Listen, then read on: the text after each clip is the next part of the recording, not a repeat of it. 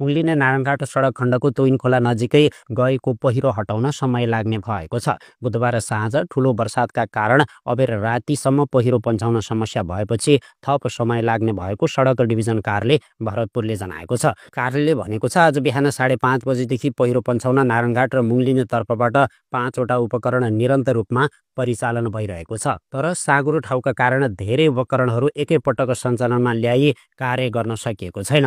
यसले पहिरो पन्छाउन समय लाग्ने भएको छ। सडक सञ्चालन नहुन्जेलसम्म वैकल्पिक मार्गको प्रयोग गर्न पनि कार्यालयले आग्रह गरेको छ।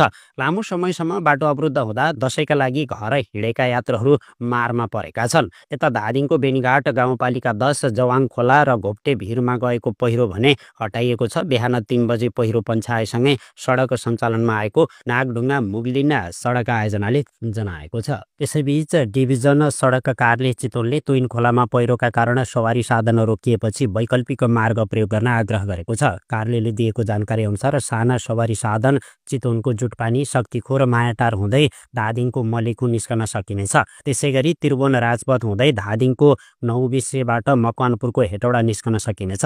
हेटौडाबाट भैँसे भीमफेदी कुलेखानी सिस्नेरी हुँदै दक्षिण काली बाटो हलुका सवारी साधनहरू सञ्चालन गर्न सकिने कार्यालयले जनाएको छ।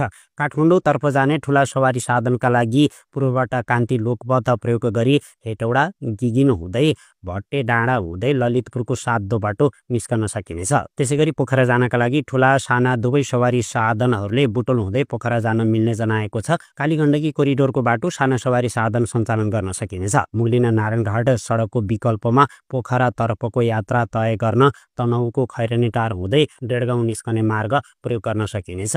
यो सडकलाई कालीगण्डकी प्रदेश सरकारले गौरवको आयोजनाको रूपमा राखेको छ। मुस्ताङदेखि तराई जोड्ने यो सडक प्रदेश सरकारले निर्माण गरिरहेको छ। साना सवारी साधनका लागि यो सडक उपयुक्त हुन्छ।